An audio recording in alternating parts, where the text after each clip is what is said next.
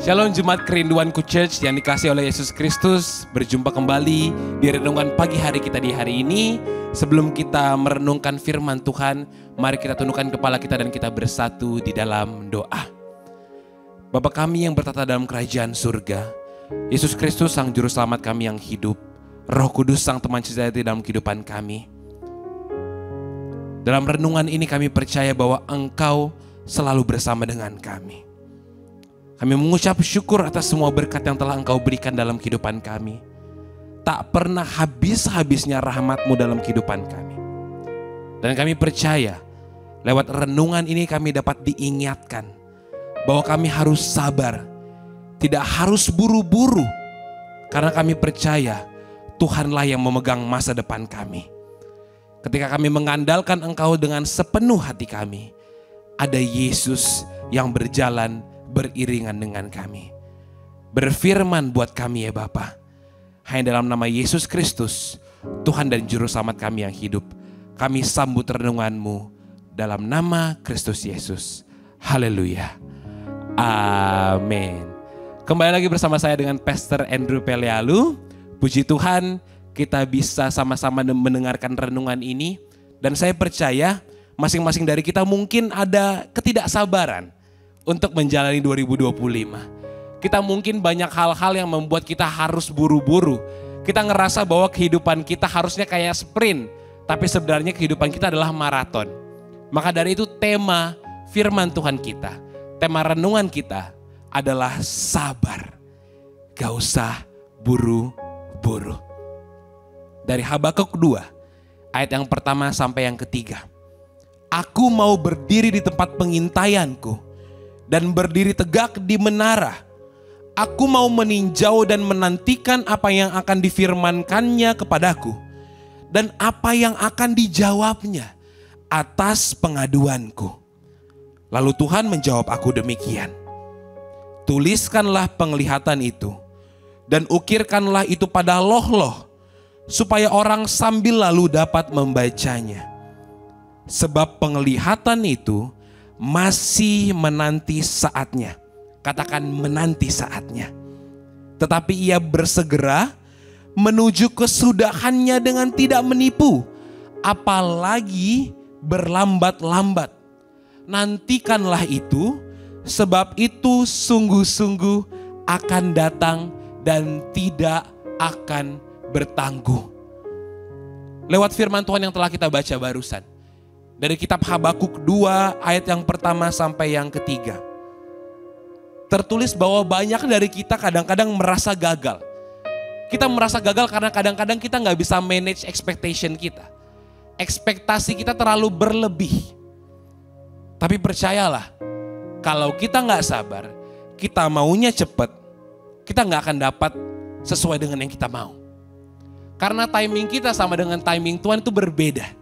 Punya timing yang jauh berbeda. Maka dari itu kita harus sabar. Tema hari ini harus sabar. Bukan berarti kita tidak boleh planning Bapak Ibu Saudara sekalian. Tetapi jangan kecewa kalau planningmu gak sesuai dengan apa yang Tuhan mau jadikan dalam kehidupanmu. Jangan kecewa sama Tuhan. Jangan ngerasa bahwa Tuhan tinggalkan engkau. Enggak. Justru Tuhan punya rencana yang lebih baik, punya rencana yang lebih indah, bahkan punya rencana yang lebih dahsyat. Apalagi anak-anak muda zaman sekarang.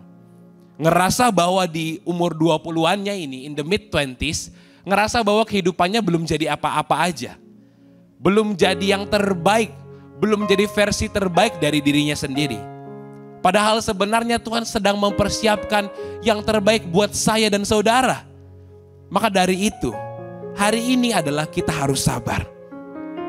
Karena kadang banyak dari kita justru memilih kesempatan yang baik menurut kacamata kita daripada kesempatan dari Tuhan. Banyak dari kita ngerasa bahwa apa yang orang lain capai itulah yang terbaik buat kita. Padahal sebenarnya gak selalu seperti itu. Tuhan punya yang baik, punya yang terbaik buat saya dan saudara. Maka dari itu poin pertama kita di renungan kita, yaitu berusahalah, jangan malas. Poin yang pertama, berusahalah, jangan malas. Kita baca dari ayat yang pertama tadi. Aku mau berdiri di tempat pengintaianku dan berdiri tegak di menara. Aku mau meninjau dan menantikan apa yang akan difirmankannya kepadaku dan apa yang akan dijawabnya atas pengaduanku. Habakuk mengatakan bahwa dia mau jadi menara. Maksudnya apa dalam kehidupan kita? Apa konteksnya? Apa relevansinya? Maksudnya Habakuk adalah dia mau berusaha. Dia meminta Tuhan menggenapi janjinya, tetapi dia tidak berdiam diri saja. Tetapi dia mau menjadi menara. Dia nggak malas, dia berusaha. Dan di menara itu pun dia berkomunikasi sama Allah. Hari ini, apa yang menjadi titik malasmu? Apa yang bikin engkau malas? Apa yang bikin engkau lesu hatimu? Apa yang bikin engkau mundur? Apa yang bikin engkau nggak selalu terus-menerus dekat sama Tuhan? Bukankah Tuhan mengatakan bahwa dia akan memenuhi segala kebutuhanmu? Hari ini anak-anak muda, percayalah, mungkin konsepnya nggak sesuai dengan konsep yang ada di pikiranmu. Tapi percayalah, kalau engkau sabar, engkau tunggu janji Tuhan, Tuhan akan wujudkan yang terbaik dalam kehidupanmu. Sabar aja, sabar, be patient. Berusaha, jangan malas. Pagi-pagi kalau engkau bangun tidur, jangan malas. Buka firman Tuhan. Buka renungan Tuhan. Jangan anggap bahwa dalam kehidupanmu engkau bisa ngandalin dirimu sendiri. No, itu gak benar. Tapi andalin Tuhan terus-menerus dalam kehidupanmu. Kalau engkau andalkan Tuhan, maka Tuhan akan menggenapi janjinya. Yang kedua, tulislah tujuanmu dan ingatlah terus tujuanmu. Dari Habakuk 2 ayat yang kedua. Lalu Tuhan menjawab aku demikian. Tuhan menjawab Habakuk, tuliskanlah penglihatan itu dan ukirkanlah itu pada loh-loh, supaya orang sambil lalu dapat membacanya. Relevansinya apa? Maksudnya adalah kadang-kadang kita cuma omongan doang. Kadang-kadang cuma pikiran kita doang. Tapi kita nggak tulis. Maksudnya tulis ini apa? Kita nggak mengingat apa janji kita sama Tuhan. Kita nggak benar-benar mengingat janji di Januari kemarin sama dengan di April ini. Banyak mungkin dari kita yang udah tulis di form The Years of Many Open Doors, apa yang mau kita jadikan di tahun 2025 ini. Tapi banyak dari kita, bahkan di bulan 4 ini aja udah lupa. Kita udah lupa apa yang mau kita capai di tahun ini. Maka dari itu teman-teman di sini, yang telah menonton YouTube ini, percayalah, jangan hanya omongan saja, tapi tulis. Taruh dengan jelas di depan matamu. Kadang-kadang kita sering lupa, makanya ada banyak orang yang punya diary. Ada banyak orang yang punya notes. Karena mereka lupa. Maka dari itu, tulislah tujuanmu. Saya selalu menulis tujuan hidup saya di notes HP saya. Kenapa? Karena kadang-kadang ada peristiwa-peristiwa dalam kehidupan kita yang kadang membuat kita mulai jauh dari Tuhan. Tapi kita lupa akan tujuan utama yang harusnya kita jadikan dalam kehidupan kita. Habakuk, dia ngelihat orang lain lebih sukses. Maka dari itu akhirnya dia memenuhi janji Tuhan. Dengan apa? Dia tulis dulu tujuannya. Dia tulis dulu apa yang diinginkan. Maka dari itu, poin penutup kita di poin yang ketiga. Just wait, it will come. Kita tunggu aja. Dan mungkin Tuhan akan bekerja. Bukan mungkin, tetapi Tuhan pasti akan bekerja. Kita bisa menunggu secara pasif atau menunggu dengan penuh harapan. Nah, itu perbedaannya. Antara kita mau pasif atau kita mau menunggu dengan penuh harapan dan dengan iman. Kadang-kadang kita terlalu memerhatikan yang sementara sampai kita melupakan yang selamanya. Kadang-kadang kalau kita lebih sabar, maka kita bisa melihat tujuan Tuhan dengan lebih jelas.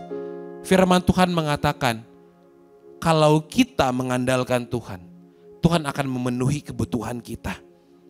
Tujuan dari Allah, itu melebihi dari tujuan yang engkau buat. Percaya itu. Tujuan hidupmu kadang-kadang Tuhan obrak-abrik karena Tuhan tahu ada yang terbaik yang Tuhan siapkan buat engkau. Percayalah, sabar dulu, sabar. Ini masih bulan 4, masih ada 8 bulan lagi untuk menuju ke Desember nanti 2025, akhir tahun ini. Percayalah, kehidupan kita kalau kita serahkan sepenuhnya sama Tuhan, tujuan dari Allah melebihi dari tujuan yang akan engkau buat. Maka dari itu, ketika Habakuk menyerahkan sepenuhnya sama Tuhan, akhirnya mindsetnya Habakuk berubah. Ayat penutup kita di renungan ini dari Habakuk 3 ayat 17 sampai 18. Sekalipun apa? Pohon ara tidak berbunga, pohon anggur tidak berbuah, hasil pohon zaitun mengecewakan. Sekalipun ladang-ladang tidak menghasilkan bahan makanan, kambing domba terhalau dari kurungan, dan tidak ada lembu sapi dalam kandang. Namun aku, sama-sama katakan aku, taruh tangan kananmu di dada dan katakan aku akan bersorak-sorak di dalam Tuhan, beria-ria di dalam Allah yang menyelamatkan aku. Yang menyelamatkan saya dan saudara adalah Tuhan itu sendiri. Terlihat lambat memang, terlihat lambat, tetapi jangan terdistraksi. Jangan alihkan pandanganmu dari Tuhan. Pandang Tuhan saja. Berusahalah dan tunggulah, maka Dia akan genapi janjinya. Amin. Kita angkat pujian ini. Kau berfirman. Karena apapun yang terjadi dalam kehidupan kita, Tuhan pasti akan genapi kehidupan kita. Haleluya.